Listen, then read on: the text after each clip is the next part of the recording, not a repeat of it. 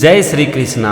आज हम समझेंगे श्रीमद् भगवद गीता के दूसरे अध्याय का 59वां श्लोक। इस श्लोक में भगवान श्री कृष्ण अर्जुन से कहते हैं, विषया विनिवर्तन्ते निराहारस्य देहिनः रसवर्जम रसोप्यस्य परम दृष्ट्वा निवर्तते।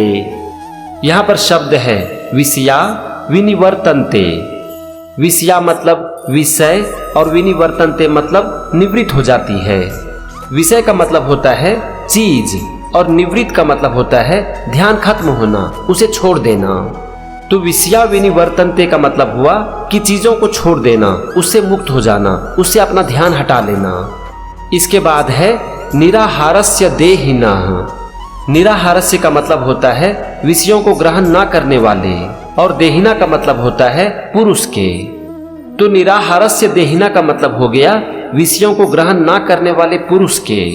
आसान भाषा में इसका मतलब हो गया कि जो लोग चीजों को ग्रहण नहीं करते हैं, यानी कि चीजों को नहीं पकड़ते हैं, उसके पीछे नहीं भागते हैं। आते हैं दूसरे वाक्य पर, और इसका पहला शब्द है रसवर्जम, और इसका मतलब होता है आसक्ति निवृत्त नहीं होना, मतलब कि मोह को नहीं छोड़ पाना। फिर है रसोप्यस्य, और इसमें है 3 शब्द, रसः अपि अस्य।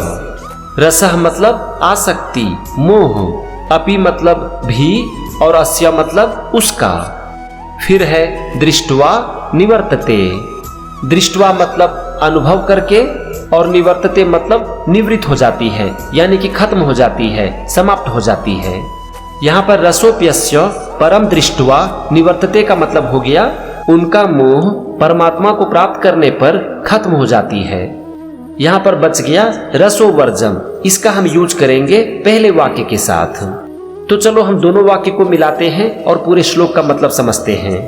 भगवान अर्जुन से कहते हैं कि हे अर्जुन, विषयों के ग्रहण करने वाले पुरुषों के भी केवल विषय तो निवृत्त हो जाते हैं, परंतु उसमें रहने वाली आसक्ति निवृत्त नहीं होती। उनकी आसक्ति परमात्मा को प्राप्त करने के बाद निवृत्त हो जाती है। अब इसे मैं आपको बहुत ही आसान भाषा में समझाता हूँ।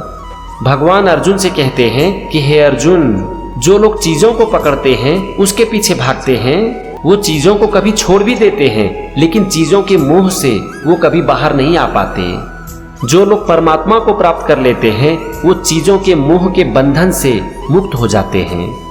ये था दूसरे अध्याय का 59वां श्लोक और उसका मतलब। अगले एपिसोड में हम समझेंगे इसी अध्याय के 60वें श्लोक को। तब तक के लिए जय श्री कृष्णा।